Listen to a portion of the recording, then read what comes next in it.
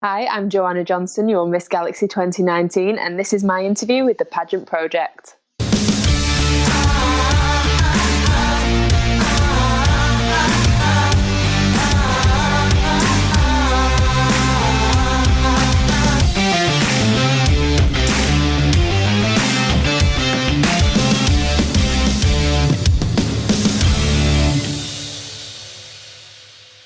Good morning for me and good evening probably for everyone else tuning in from the UK. If you're from Canada or the US, I have no idea what time it is. But I have Miss Galaxy 2019, Joanna Johnson, with me. Joanna, welcome to the show. Good evening. Good evening. Thank you for having me. It's a pleasure. So let's start with the hard question. How are you feeling now that I don't think I've interviewed another international queen yet who has just handed over her title. So what have your emotions been like over the last 2 weeks? I don't know. It's been weird, really, because I've just back to normal life. People like seeing things on Facebook, all the posts about all the new queens and seeing what they're doing. I'm like, oh, that was me last year. And it's sad, but I'm happy for the new girls to get to experience their time and have them experiences that I got to have. So, yeah, it's a bit of a mixed emotions, really. Do you remember what it actually felt like to hand over the title? Were you happy? Were you... I was upset because I'd had it for obviously longer than I had it, like 13 months, I think I had it just over. So it was like it was like a part of me. And I just feel like giving it up, I was like, oh, now what am I going to do and all that. But no, I was happy, and I've had my year, like I say, and it's been the most incredible year, so I can't complain. So over those 12 months, 13 months, and guys, if you have any questions for Joanna, leave them in the comments. I have some from Instagram as well. Over the 12, 13 months, I guess, what was some of the, I'm not going to get you to pick one highlight, but what were some of the highlights over the 12, 13 months? Just working with all the different charities that I got to work with, that some that I'd never worked with before, the ones that I've worked with a few times, which were the Ronald McDonald, RNLI, Love My Beach, which is a local community group that go to the beaches around my local area because I'm on the seaside, and just clean up the environment and help keep our beaches clean. I've done that a few times. That's always really good. I've done a lot of work for the Christie. We had our ball in February, which was amazing. It was a sold-out event, and I think how much we raised? Over £1,500. Wow. So that was an incredible achievement for us all to do, because it was all 10 of us and the parents as well of the Galaxy girls. I've heard the Christie mentioned a few times, and I've never actually had a chance to ask, what exactly does the Christie do? So the Christie is a hospital based in Manchester, which supports cancer patients and has different therapy units for people to go and get their treatment done. And we was just raising for the proton beam therapy unit, which is a new treatment here in the UK. I think it's over in America. We went for a tour around the new facilities a few weeks before we handed over. Me, May, the junior, and Beth, the Ms. all went with Holly, our UK director, to look around what we had been fundraising for. And it's just like when the NHS can't do something on them, they'll send them to the Christie, or the Christie will help them then go ahead with their procedures and stuff. It's amazing to see it all, and what our money had gone to what we'd fundraised was amazing. It was so nice to see. That is amazing. I mean, no wonder you guys raised so much money for it. That is a huge problem, because obviously cancer treatment at the best of times is not cheap. At least you guys have an NHS. The poor people over in America, I don't know what we have that here as well, but I don't know what they do in America. Oh, do you? Oh, that's good. Yeah. I don't know what they do. I don't know. Okay, so there's going to be a lot of questions. So to be fair, I will go to the Instagram ones first, only because they were submitted first. Yeah. And okay, so Rebecca Jane Everson, so Miss Galaxy. Oh, she's asked a question that I would ask at the end, so I'll come back to that one. Oh, okay. Liv Hart has asked. Okay, I've told you about these. So Liv Hart and Fernanda Pena, Okay. I know Fernanda was Miss Teen Massachusetts, have asked basically Yes, what's next. yeah. What's next? You knew this question was coming, and everyone's going to What's ask this. So if your question for Joanna is what's next, this is the one time I'm going to ask, and just make sure you're listening because I don't want to ask her 10 times. So without putting any pressure on you, you've had 2 weeks to think of it. Have you had any chance to think of what's next, at least in terms of pageantry, but I guess also in life in general? So in pageantry, it has been in my head about what I want to do. People have asked me, "Are you done?" And I don't think I am. No, because it's still in my heart. I still want to be involved so much, and there are a few. Maybe one that is one that I've wanted to do for a long time. So I'm thinking maybe I'll do that, but I've not actually fully decided. I'm taking a few months off, maybe till the end of this year, and then I'll decide what I want to do. But I don't think I'm done yet. Basically, that's all I'm gonna. I can tell you what this. That's all I know for now. I don't think I'm done. Maybe in a few months I'll feel different, but I think I just miss being on the stage now and doing all that stuff. Obviously, the background things I can do that anyway, and I'll continue to do all my charity and stuff like that. But I think the stage aspect and just getting that excitement from that, I'm like, oh, I don't think I'm done. I can tell you that means you are definitively not done.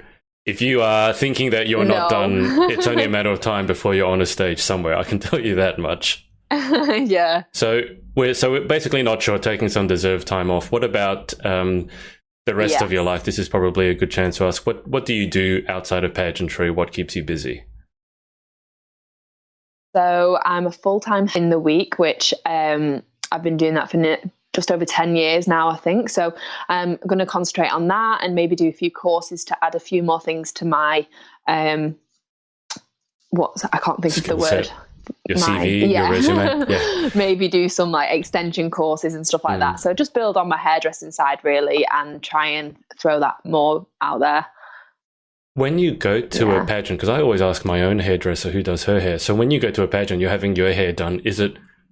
Is it fun? Are you looking at it going, oh my God, you've done it wrong? Like as a hairdresser, I mean, that's your profession. How does it feel having someone else do your hair? So most of the time I do it myself. Right. I have done it myself for the majority of the ones I've done, but my sister is also a hairdresser who I work with. So she's done it in the past a few times as well. And other than that, who's actually done my hair for? Sheila in America last year. Oh my God. There was no grumbling about Sheila. She was amazing. I loved my hair. It didn't move for about a week. But when other people do my hair, I'm always very nervous. That's what I was going to say. I'm thinking, oh no, this is not going to suit me. They're going to do this wrong. I've got naturally curly hair, so like all my front bits can go really frizzy. They don't seem to tame them, and I'm like, oh no, my hair looks a mess. So that's why I just end up doing it myself. Right. Okay. Saves any arguments or upsets. I've heard some horror stories. I had one girl actually burst into tears when I was interviewing her, telling me about how someone cut her hair a lot short. She went to a hair modeling expo and they said they were going to cut it a certain length. They showed her the photo and they cut it a lot shorter. And she loved her hair so much that even when she was telling me the story, she burst into tears. And I was like, oh dear, I don't know what to do. No, I'd be so upset. I mean, to me, it's just hair, it's but awful. I mean, from yeah, no, I had not the same experience, but I was younger. I think I was about 15, and I used to have like a bob, say it was about here, and I went back for it trimmed, and it got cut up to here. Did not suit me at all. I cried for about 2 weeks until it grew out a little bit. Hence why my hair is so long now, because I just don't like getting it cut. Your hair as a guy, your hair looks amazing. So I'll take this opportunity to ask, thank you, for the girls watching and the guys if they are so inclined, can you give us some tips as to how you look after your hair? Because it looks really shiny. I know you've just come back from an expo, so it could be part of that, but yeah. How do you look after your hair? Well, I don't colour my hair, right. But sometimes colouring helps. So it gives it that oil overlay and makes it shiny and helps it look shiny if it's not. But I don't know. I just don't really do anything with it, I suppose, when I'm not at an event. In the week, I'll blow dry it and tie it in a ponytail for work. Right. So I'm not constantly putting heat on it. And I know a lot of people come to me and they're like, "Oh, my hair's damaged. I need to sort it out." And I say, "Do you use heat? Do you use products? What do you use?" And they're all like, "No, don't use any of that." I'm like, maybe get a heat protector, some decent shampoo and conditioner, and you should be okay. Okay.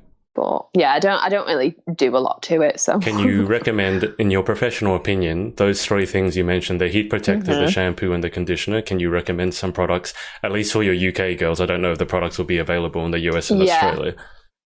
Yeah. So heat protector, as long as it's not got like water, I think one of the ingredients can be water, right.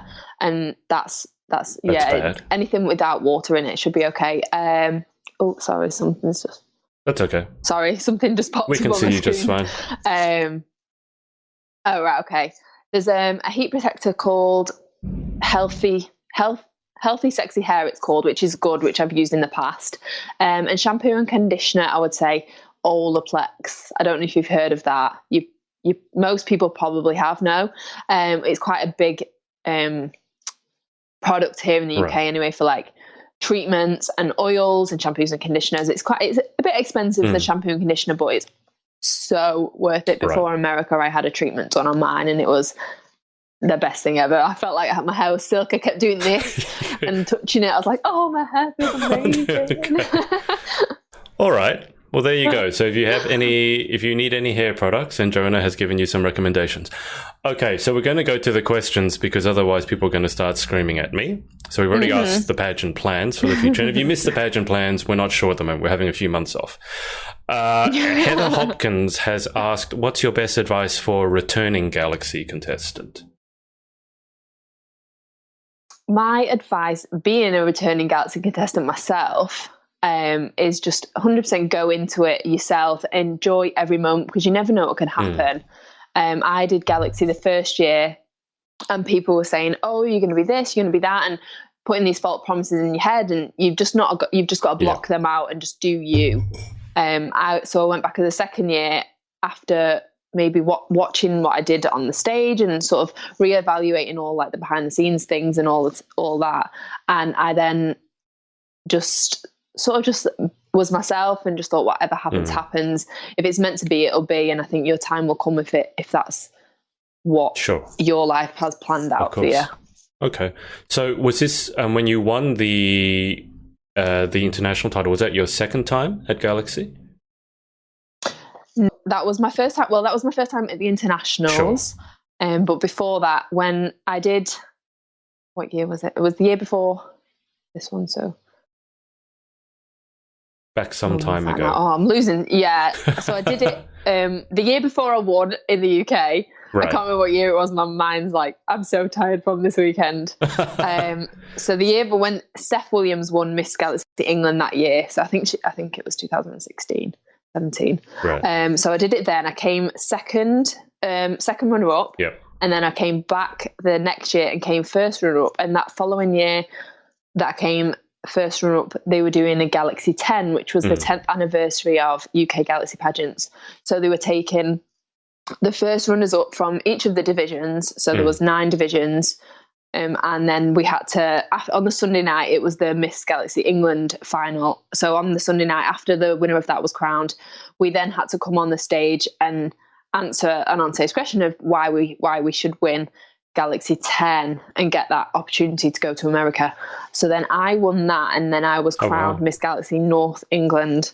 And then I got to go to America the following July. And then you won the whole thing. Yeah, I did. So that what crazy. I still can't believe it now. It's mad. Do you remember the question you were asked to win the Galaxy 10? Yeah, so it was, everyone got asked the same question. It was literally just like, why do you think you deserve Galaxy to be crowned Galaxy 10? You must have given a really good answer. Do you know what? I feel like it was terrible. Do you remember your answer? It was, I think I just said, because what did I say?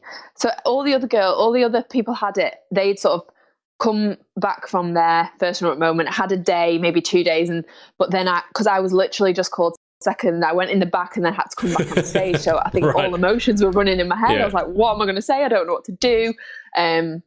But no, I think I just made it clear that how much I wanted it and how much I would work with the title and how much it actually meant to me. And I think the judges maybe saw that in me and wanted me to win. Well, you must have impressed them because you won. Okay, so questions. Ariana Tipswood over from, I think she's from Florida. What are the best? What are the best and worst parts of being an international title holder? So best parts and worst parts. Ooh. Best part is being able to be a role model for girls all over the world, as I get messages from girls that I would never have met if I hadn't have won internationally, or I would never have known or would have known me. Just saying how I've inspired them to keep going for the dreams and being their role model and stuff like that. And just making friends, because there's now girls from all over the world that, like my sister queens, Steph and Yari. Obviously, Beth and May were here. So, I mean, they're still friends, but the ones from international, like Jodie and all the BL girls, I would never have got to know them as much as I did if I hadn't have won. Like, we spent a year together, and I can't tell you how much it meant to just being able to do that with them. And the worst part, I don't think there is any worst parts.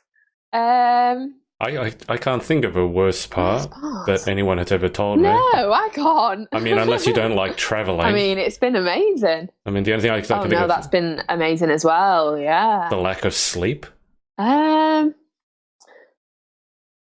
The worst part, probably the amount of money you spend trying to get everywhere. That's maybe a worst part, but it's worth it. So it's not really. Okay. I don't know. Yeah, there's not really any major worst parts. Okay. That I can think of anyway. That makes sense. All right, let's go to the questions from Facebook.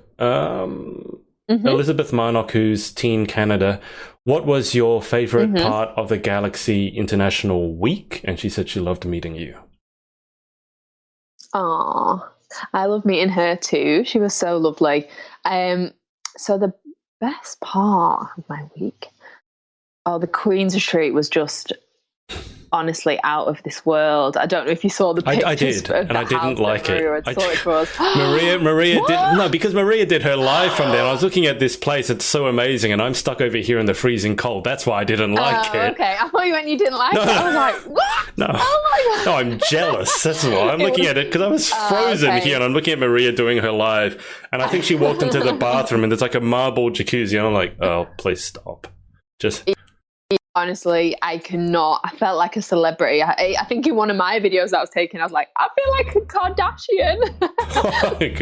I remember the hats, honestly, and the personalized hats and everything. Yeah, okay. Oh yeah, little Jodie got us those. It was cute. Yeah, everything about the whole week was amazing, and the Queen's Retreat, meeting all the girls that were competing, and how lovely everyone was. Just all of it. I can't fault anything. Yeah.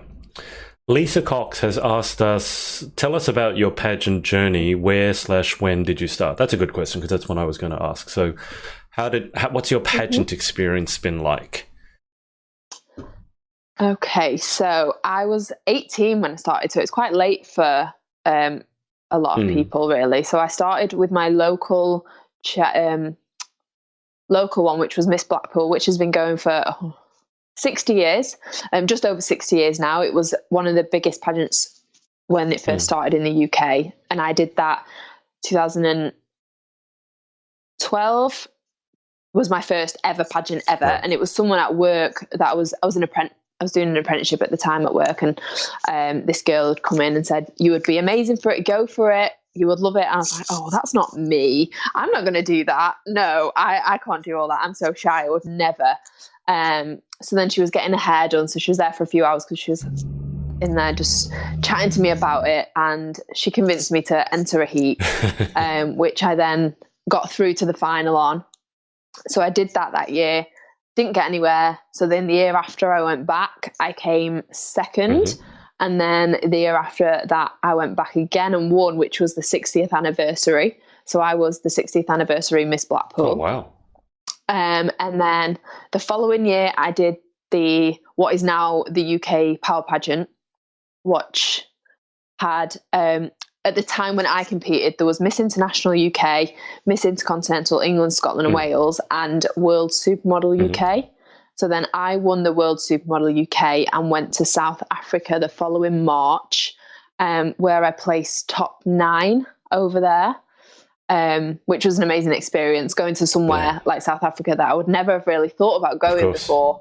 And to have been able to go to somewhere like that is crazy. It was amazing, and I'd love to go back and see it on more like personal level.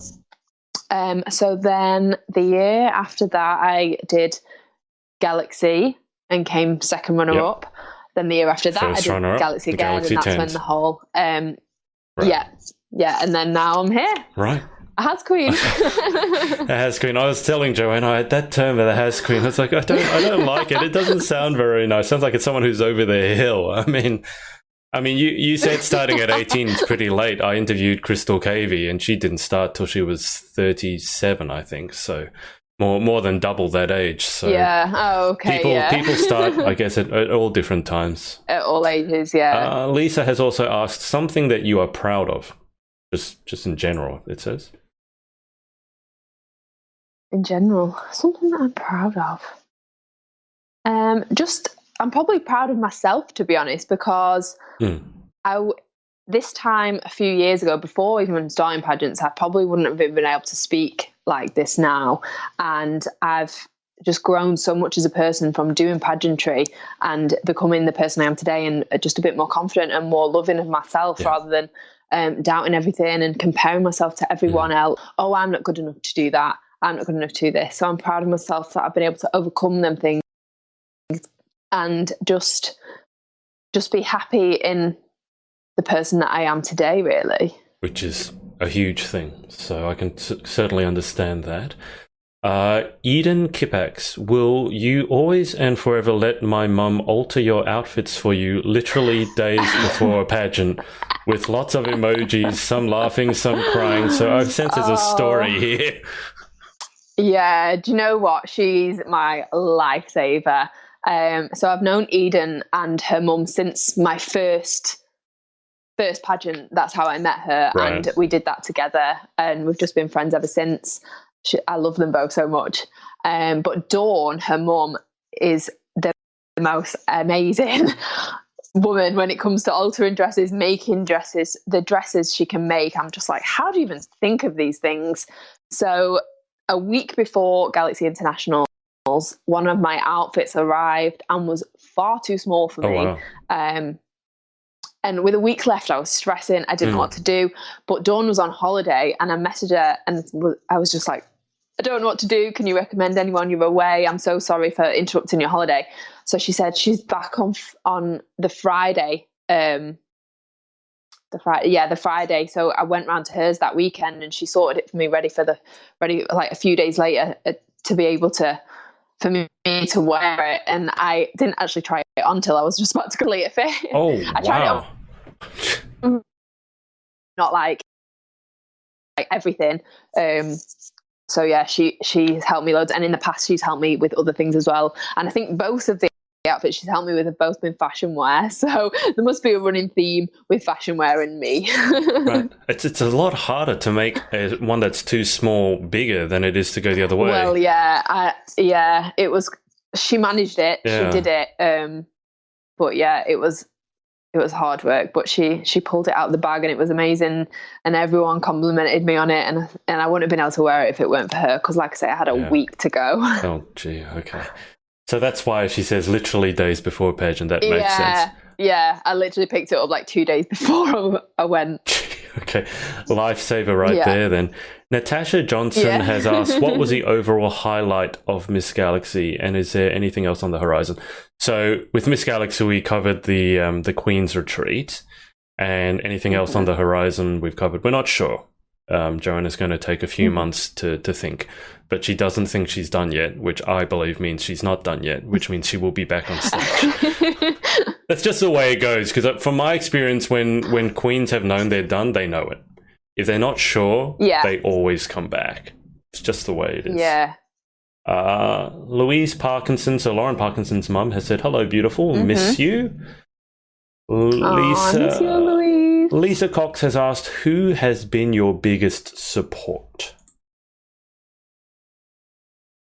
Oh, there's so many people I could name for this. I don't want to miss anyone out. All my friends, really. Lisa has been there a lot of the time as well. She's been amazing. If I've ever needed anything, she can message and just be supportive. And then there's Chloe and Lauren. Obviously, Chloe Lake and Lauren Parkinson are two of my best friends, and we speak every day about the most random, crazy things that you imagine we speak about. It can be from one extreme to the other, and we're just so all comfortable. And if one of us needs a rant, we'll just put it in the group, and then the other ones will be supportive, and we'll all just rant together and just make each other feel better. I think there was a rant about an hour or two ago from one of us that we all was like, right, okay, it's fine, this has happened, do this. So yeah, we all need those friends who will let us have a rant. Yeah. So I'm not going to get you to choose one, because I think if you choose one, then everyone else might be upset. No, that would so not be fun. let's just say there are a lot of people that you need to thank. There's loads, my family, everyone like that. Of course, everyone. Yeah. Speak of the devil, Lauren Parkinson has joined, and she's asked, what has been the most memorable moment? What has been the most memorable moment in your pageant journey? Oh, probably being crowned Miss Galaxy and just getting that experience and my dream coming true, because obviously I'd worked for 2.5 years for my Galaxy dream to come true. After seeing when I was World Supermodel, we all went to like a Queen's retreat in the UK for Holly Piri, who was our UK director, all her queens, so all the Galaxy girls were there, and seeing them. Right.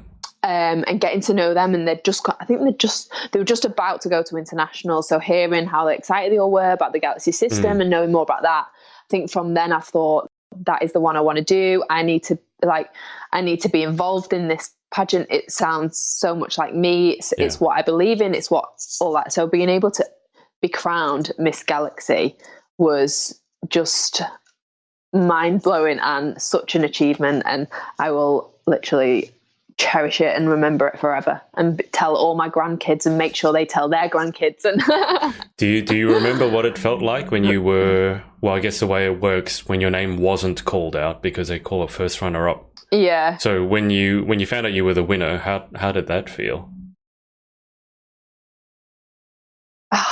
Absolutely I nearly passed out. A few people in the audience, I know, a few people in the audience came up to me after, like, are you okay? Yeah, I saw your legs shaking. I thought you were gonna fall over. And I thought, oh my God, I'm going to fall over. I think at one point, Deanna, who was the missus, like held me and was like, are you okay?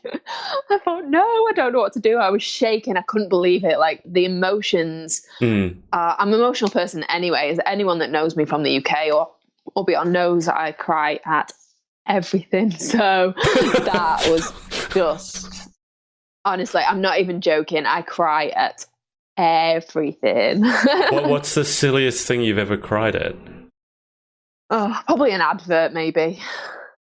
Was it a particularly moving advertisement? I don't even know. Probably not. Honestly, I think I don't know. I get this like emotion in my heart when I hear certain things or watch certain things, and I just think, oh, that's sad. I'm going to cry. Okay. I can't even tell you what I would cry at, because it could be the most random thing. All right. That sounds really, really hard and tiring to deal with if you're bursting out into tears all the time. Honestly, I am. Chloe, so the other one, Chloe Lake, the other one, I mean, your other friend that you mentioned has asked, what is the best lesson that pageantry has taught you, apart from having amazing friends? The best lesson is probably just to love who you are as a person, and don't try and be anyone else and compare yourself to anyone else. Like I said before, I did that a lot, and I do still do it occasionally, and I try and talk myself out of it. But from now to where I was a few years ago, it's taught me a lot, because now I'm just happy being who I am, and just being able to have learned to love who I am, basically. Yeah. Mia Rose Lewis has asked, how do you feel like pageants have impacted on your life? I sometimes ask that question as, can you imagine? Tell me who you would be right now if it hadn't been for pageants. But either way. I would be someone that wasn't really very out there speaking to people. I wouldn't be able to have a conversation. I remember when I was doing my training to be a hairdresser, my old boss used to say, you're going to have to learn to be able to talk to people if you want to do this job, because no one's going to want to come to a hairdresser that doesn't speak to you. And I was like, oh no, I can't. I don't know what to ask them. I can't. What if they think I'm stupid? What if they think I'm this? And just basically if I hadn't have done pageants and gone through pageantry and being able to grow that confidence, I don't think I'd even be a hairdresser now, because of the whole one-to-one situation thing, and the speaking to people that you've never met before and people that you don't know or you're not comfortable around because they're new. I wouldn't have been able to do that if it wasn't for pageantry. So I've got a lot to thank for, because I've wanted to be a hairdresser since I was as little as I can remember. So for me to be able to do that, it was a dream. So yeah. Hayley Galloway has said, hey, what is your favorite onstage round to compete in and why? So Hayley was who I was with today, modelling at Harrogate, the one that travelled for 5 hours. Oh, Hayley, jeez. My favourite round is probably evening wear. I just love that round, as you can be so elegant and slow, and you wear these amazing dresses that just look amazing on stage. And then I'll probably say swimwear after that, because I've always been not body confident and always thought, oh, I need to get rid of this, I need to get rid of that. I look horrendous in that. So for me to be able to love the swimwear round, that's a big thing. And it makes you feel like empowered in a way, because you're on stage, you're literally just out there for the world to see, to think, this is me and this is who I am, and if you don't like my body, then I don't care, because I do. Do you know what I mean? So I think them 2 rounds in particular are my favourite. But yeah, evening wear is my ultimate favourite, because I just feel so like glamorous in that round, and I think I've won that in most pageants that I've done. So yeah, I've won the evening wear round a few times. It helps. So that helps. It helps when you love the section as well. What you just said about the bikini section, I think, is really important in terms of being empowering, because I think a lot of pageant critics, they look at the bikini section as the opposite. So I think it's really important to know that someone who isn't necessarily naturally body confident or wasn't body confident actually finds that section empowering, because a lot of critics think the opposite. So I think that's a really important message as well. Yeah. Ariana Tipswood has said, hey, Joanna from Florida. Mia Rose has asked, did you have any goals to achieve by the end of your Miss Galaxy reign? If so, what was it, and did you achieve it?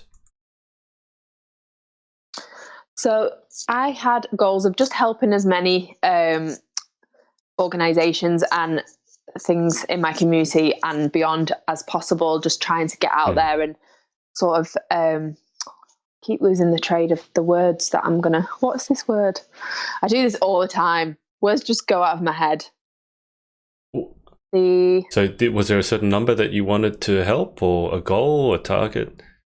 No, I just wanted to show that you can help. You don't have to just have one thing you want to. Obviously, it's important to have a passion and stuff like that, but some people say, oh, you've got to have just one thing you want to help, and one thing this and one thing that. And I've just always wanted to just help as many things as I can, help in the community, make a difference, and just basically things like that. And just be able to show that if you work hard and believe in something, you can achieve it, and show that other people that dreams can come true. It sounds so like cliche and stuff, but I so believe like everything happens for a reason, and if it's meant to be, it will be, and to not give up if it's truly what you believe in and what you want. So I hope that people have got that from me, and to see that you should never give up on your dreams.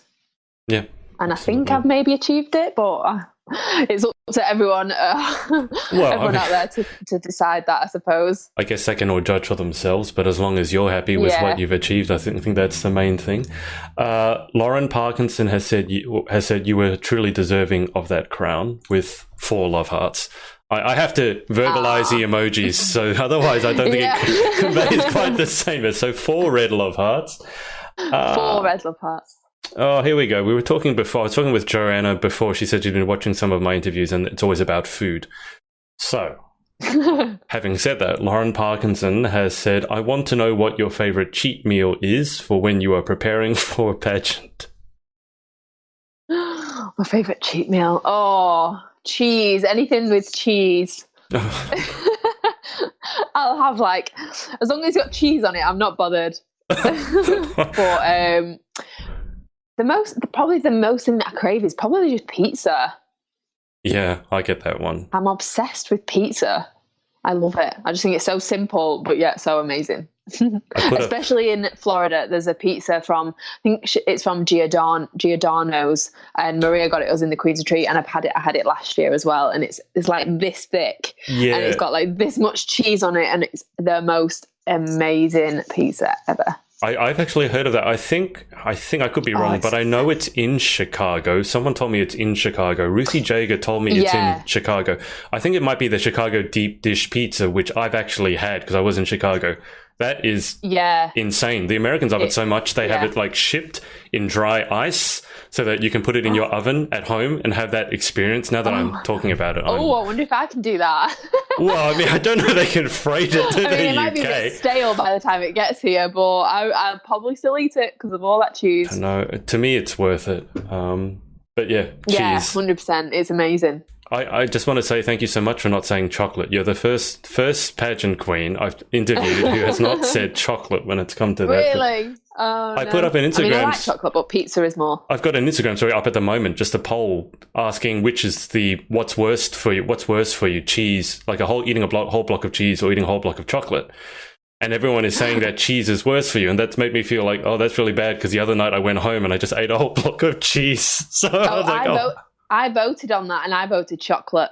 Oh, okay, thank you. All right, because everyone was voting cheese. I'm like, I was like, no, cheese is not bad for you. Don't tell me. I know it obviously is, but no, don't tell me that. I can stop myself from eating chocolate, but I could Anyone that knows me knows that cheese is my life.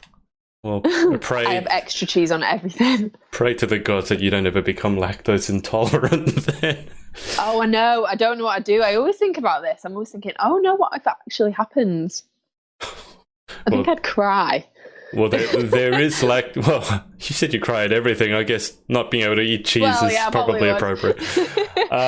Okay, guys, if you have any more questions, put them in quickly, because then I'm going to run Joanna through the final 10 and let her go, because she has had a long weekend. Nancy Hodgson has asked, how did you prepare for your pageant? Did I prepare? Because it's a lot of different aspects. So I just prepare.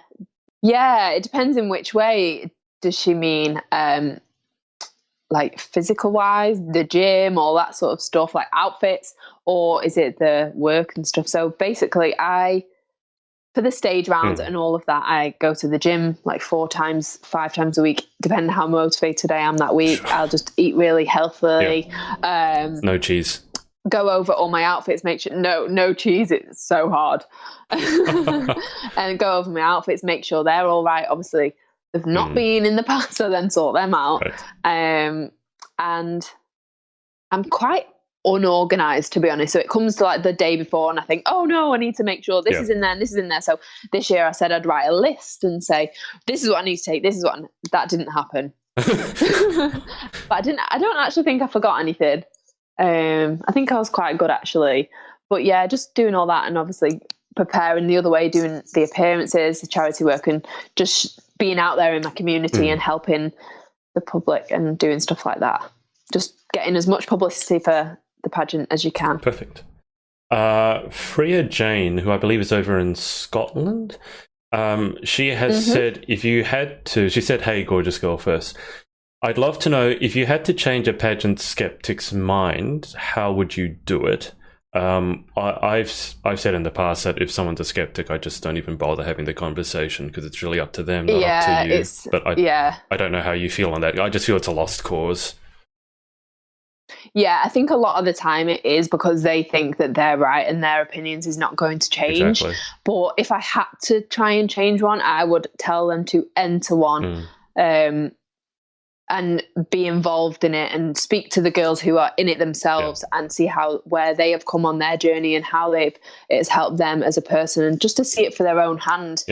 Even the backstage, all the girls helping each other out and supporting each other, showing that women are empowering women, and it's not something that girls tear each other down, and we're not ripping each other's dresses, and stuff like that, and putting oil on the stairs, as some people say. And I think it's just, honestly, I've heard some things and like, does this happen? I'm like, no. Oil like, on we're the all stairs. like best friends. It's great.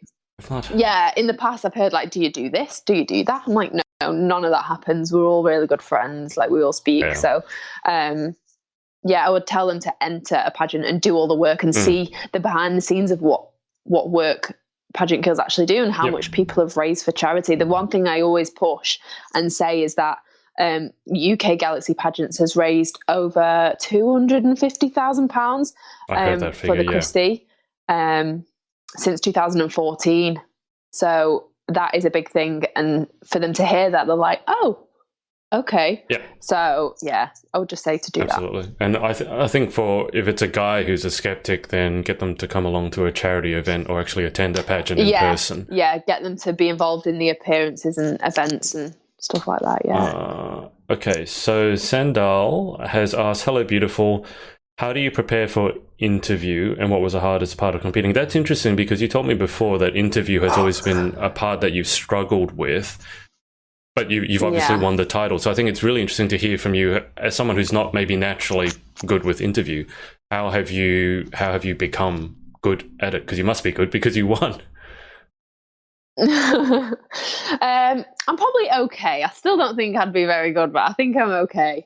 I've got to be all right to have won. So, like I say, I just try not to overthink it too much. And I know I do get in my head a lot about the interview section because it's the bit that I fear the most. And I don't even know why. I don't know where that's come from, and I don't know why I feel that way. But I just think maybe thinking about different questions and not going too much into it, because I've interviewed some pageants and had girls feel like they're reading off a script in their heads, and it can just come across a bit fake. So I just think as long as you don't rehearse complete answers and just know what you want to get out and know what you want to try and let the judges hear, then that's all you can do, and not overthink it, because the worst thing is to overthink it and get in your own head, as I know.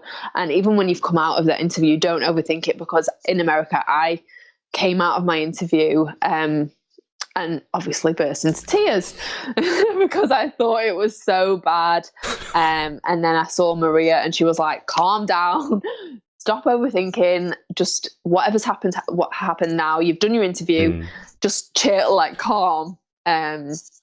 So yeah, don't let it overtake you, because I think it just ruins the experience if you overthink it too much. Yep, absolutely. They're not trying to trip you up, so. Hopefully not, anyway. Hopefully not, yeah. Lauren Parkinson has said, we go for food and Joe always asks for extra cheese. Yes, well. Yep. Jade Hall has said, you have been an amazing queen. Sadie Hughes has asked, how do you feel about line dancing? Oh. So Sadie is from Tennessee. Right. She was Miss Galaxy Tennessee this year, and in the pajama party, all the groups of girls got to do their own performance. Her group was line dancing to Footloose. Was it Footloose? I think it was Footloose. Right. If I could be wrong, but Sadie, I'm sure she'll correct me in the comments if I'm wrong. But yeah, I could not pick it up, and I don't think I'm a bad dancer. I've always been able to dance from being young, so for me to just struggle with that so much, but it was so fast. I was thinking, I am never going to be able to do this. And at one point towards the end, I think I got two of the 2 rounds of the line dancing right. I was like, ah! So Sadie said she'd teach me if I was ever in Tennessee, and she would help Okay, so Jenny McLaughlin, who is the director of Portugal Galaxy, I think, she's asked, are you thinking about competing again? If so, which pageant are you looking at? Kisses from Portugal. So, Jenny, we covered that way at the beginning. So, Joanna hasn't made a decision just yet. She's going to give herself a few months off. Still deciding. But I don't think she's done, because she doesn't think she's done, which means she's definitely not done. No. Maria Torres has joined. People should give me advice on what to do. Well, if you want to, Maria has just got on now. She has said, sorry, I just got on. Oh, hi, Maria. Anyone that knows you knows how you can clean a plate? I'm assuming that's not talking about your dishwashing skills. That's talking about you eating. Yeah, honestly. Yeah, I can finish a plate. It looks like I've basically licked the plate clean because I've just completely polished the food off. You don't, do you? I haven't licked the plate. I haven't licked the plate. I was going to say that might not, in your crown and sash, licking a plate would be it. Oh, can you imagine? I can. No, I don't actually lick the plate, but I eat so fast. Like I just, as soon as I've got food, I'll just eat it really fast and it's gone. And Maria can never get over. 1 minute she'll look and I've got a full plate, and the next minute it's all gone. And she's like, have you just licked that? Okay. All right. So we'll go through the final 10 questions now. Guys, if you have any more questions for Joanna, let me know. I'm just going to make sure that everyone is still on, because my computer had a bit of a... Yep, we're still good. Let me just grab the questions. Oh, dear. So Joanna was worried before that no one was going to be watching. So there are a lot of people watching, just so you know, Jo. Oh, good. Okay, so we will go through... Oh, we'll have one more final question before we go through the final 10, Joanna. I think it's Stacey, or could be Stake Simpson. I think it's Stacey. She said she's judged the Miss and Mrs. Galaxy panel. What was the most interesting / difficult question you were asked in interview? You were stellar on stage. So you're great on stage. What's the most interesting or difficult question you've been asked in interview? And Joanna, just as you answer that, I'm going to turn around and lower the blinds, because the sun has woken up here in Sydney and it's blinding everyone from behind. So I'll let you answer that question and I'll close the blinds. Okay. So I was asked in my Galaxy interview about, I can't remember the exact question, but it was basically about how I felt about the Miss Universe Spain being transgender and that sort of question. That's a tough I can't one. remember the exact question, but it was on that topic. Yep. And it really threw me because I just wasn't expecting it. But yeah, that was a difficult one. Not a difficult one, but it was one that I just wasn't expecting. So I can imagine. Okay, so Emma Rose Collingridge has said, it was inspirational following your reign, Joanna. Such an amazing queen. Look forward to seeing you again soon with 4 X's. 4 X's. Which, just so you know, Emma, in Australia, 4X, that's actually a beer. We have a beer called 4X, and its logo, Really? its logo is simple 4 X's. So, all right. I always forget that Americans and obviously Australians do you put kisses at the end? No, I don't think you do. Don't put kisses on text. So when I text the American girls, I always put them on and I think, oh no, I need to take them off. They think they're weird or something like that. Just so you know, the emoji, you're not the only one who deals with this. The emoji situation and the X's it is weird because Australians and Americans don't really do that unless it's more sort of in an intimate relationship, obviously, or you're dating and you put an X. Yeah. Whereas everyone in the UK just does it everywhere. We have a level of kisses. Right. Okay. But it can be a bit confusing sometimes. I get like I get asked to do an interview and at the end it's an X. It's like, that's a bit forward, but it's different cultures. You're like, oh, okay. I've sort of like realised who I can and can't send a kiss on the end of a message to now. I think sometimes it does come out and I think, I shouldn't have sent that. I had one friend, we were having a joke about what's the most inappropriate emoji to accidentally send, and she said it's when a girl sends a winking emoji. She says it's game over. If you accidentally send a wink emoji, that's really bad. Yeah, it can be a bit awkward, the winking one. Bit awkward. Let's go through the final 10 questions, Joanna, and then I'll let you get out of here. So, question 1, what is your favourite word? Oh, my favourite word. I don't know. I don't know what my favourite word is. Cheese? That's a good one. Maybe I'll choose that. I don't know. That is a hard one. I've actually thought about this because I thought, oh, what is my favourite word? Joe, when I've watched the other interviews, I'm thinking, I don't know. I've never thought about that before. Probably happiness. It's nice, happy, fun, smiley word. That sounds good. So what is your least favourite word? I'll go with that one. I've got a few, but I think my most least favourite is a word that a few people do use in the UK, so I'm really sorry if it offends you because you use it, but it's the word lush. I hate that word so much. Why do you hate that word? I don't know why. Me and my sister have always had this thing that we've just hated that word. It's just a weird word. Like, why? Who thought of lush? What does it mean? So after you... I don't know. After you do someone's hair and they say, thank you, my hair looks so lush, then that's... my hair looks lush. Yeah. I'm like, don't say that. That's an unusual one, only for the fact that you can't work out why you don't like it, I guess. Yeah, no, I've always not liked it. Another one is flannel. Like, it's just a weird word. Why? Who called it a flannel? Like, I don't know. Are there any other... Where did that word come from? You said you had a few least favourite words. Are they all kind of just like lush and flannel, just normal? Weird. They're just like random weird words, yeah. Oh, Maria Torres has said you hate the word moist. Yes. Yeah, but everyone hates the word moist. That is awful. Everyone hates... It's just gross. It's awful. Ugh. You belong, Maria, to either one of two camps. Either you are in the camp that hates the word moist, or you are in the camp that loves the word moist because of how it makes everyone feel when you say it. Yeah, it's gross. Okay. Question 3. In life, what gets you excited? What turns you on?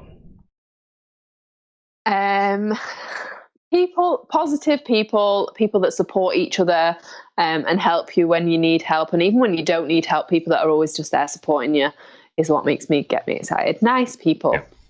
What turns you off? Fake people that are two-faced, and just people that don't really not make an effort with you, but just don't. Yep.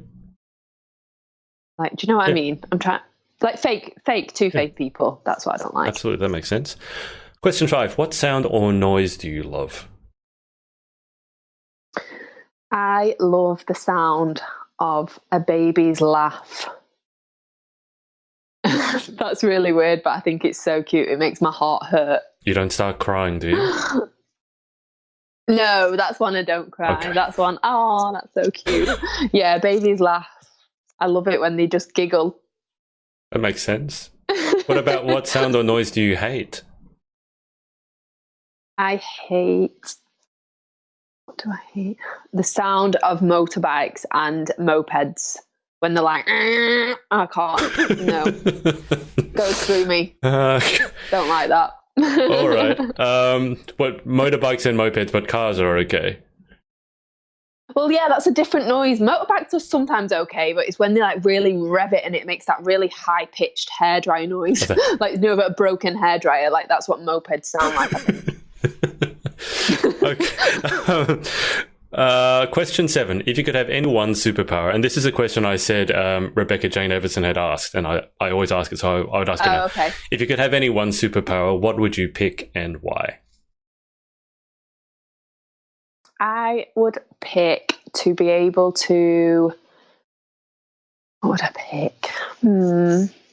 Probably to just be able to turn back time and do things that I now look back and wish I did, or see people and tell people things that I would wish I could have told them, say when they were here or in the past when that person was around, or even just turn back time to see different things, and also maybe be invisible so I could like spy on people's conversations and earwig and just be a fly on the wall to certain situations. Maybe both. So then if I could do both, it would work because I could turn back time to different things that I would want to see and be invisible so they couldn't see me there.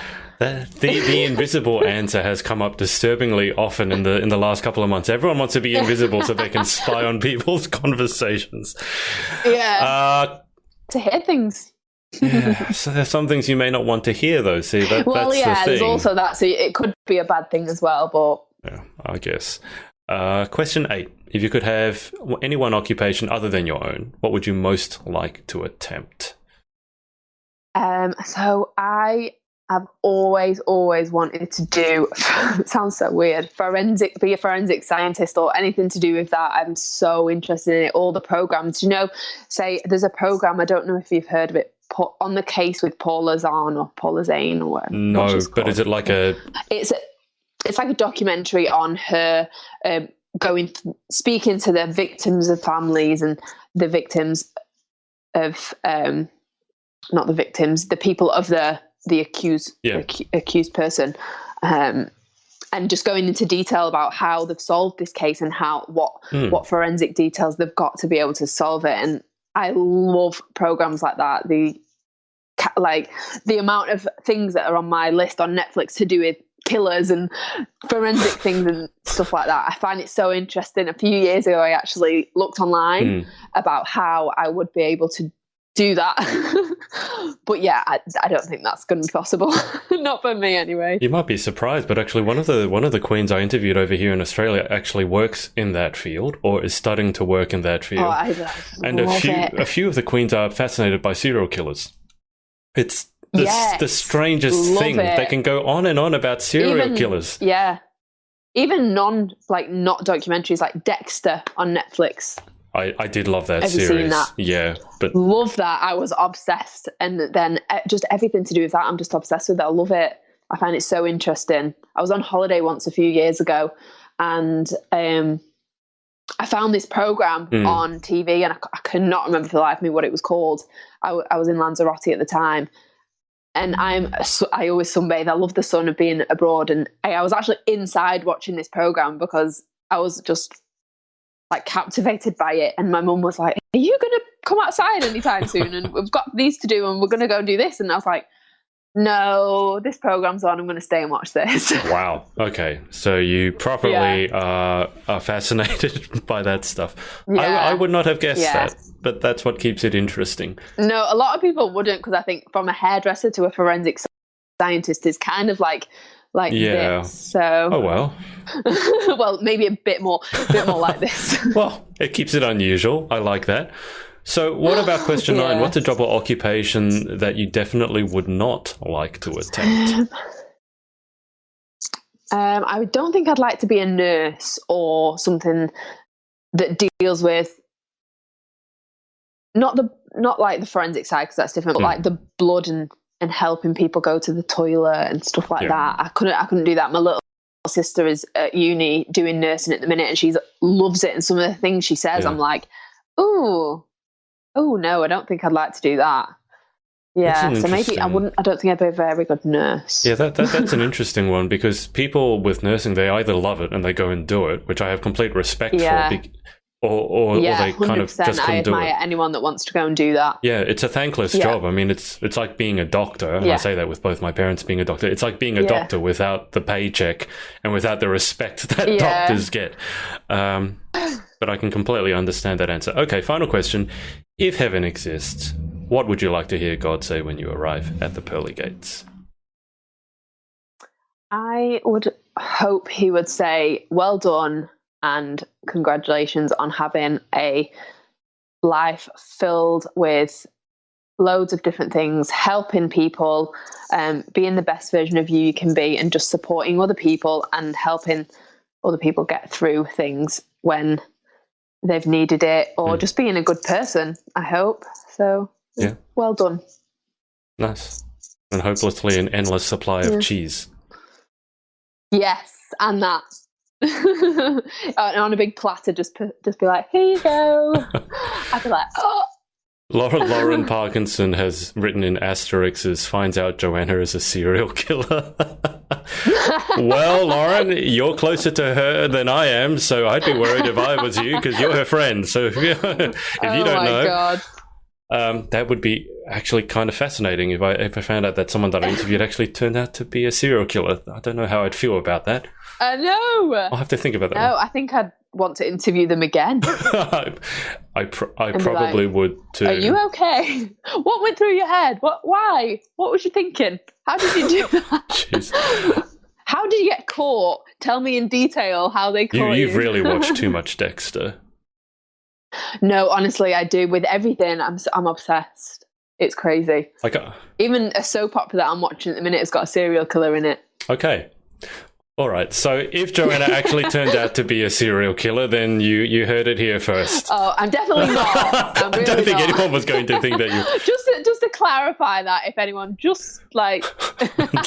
I don't know how we got onto this subject, but anyway. Oh my God. If anyone tunes in now, they're going to think I'm a crazy weirdo. Well, see, it's been different this time. You said you tune into interviews and we're always talking about food. This time we're talking about food and serial killers. Oh, we're talking about serial killers, yeah. So I don't know which is a better topic to tune into at the last minute. Well, yeah, which one's a better topic? Lauren said Dexter hit it so well. He did. He did. He did, but I was so confused at some points. I thought he's got to get caught here, surely. But then he didn't. So Lauren has also said, if I go missing, you know why. And I'm waiting for a new one. Lauren has also said, if I go missing, you know why. I think we're getting a little out of hand here. Okay, so just to clarify, Joanna is not a serial killer. At least that's what she said, because if she was a serial killer, of course she's going to say she's not. So, just before I let you go, Joanna, is there anyone that you just want to give a shout out to or thanks to for supporting you over the years?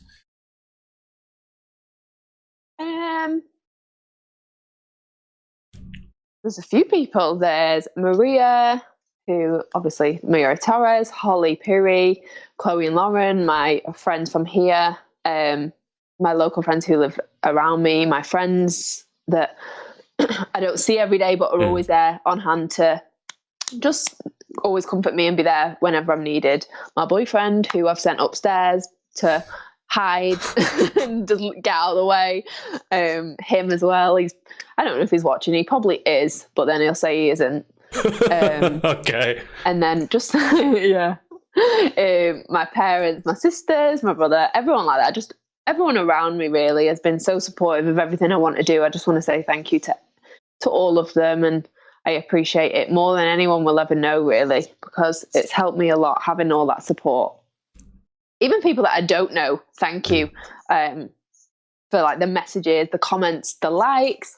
Everything like that has just been amazing, and I'm so thankful to have so many people that have supported me in my pageant journey so far. So yeah, hopefully the kid continue to support me in whatever I decide to do or go in my life next. When you do decide to go into your next pageant, you mean? When I decide, yeah. I'm calling it now. I'll just finish on this. Crystal Gale, who is the Miss International, she said you were such an amazing queen and that she loved having a chance to meet you. Oh, I love meeting her. She's so lovely. And I can't wait to watch her year. I can't with all the queens. I'll forever be involved with Galaxy and be watching and supporting of everyone. So I'm excited to see what they do with their year. Well, you know that next year's Galaxy 2020 is in Chicago, and that's where that pizza comes from. Mm-hmm. So if you do decide... Yes, I've already thought about this. Why am I not surprised? Okay, Joanna, I'm going to keep you on the line for just a second whilst I finish up the stream. I'm going to thank everyone for watching, and we will speak to you again very soon. Hey, it's Adrian. Thanks so much for listening to our podcast.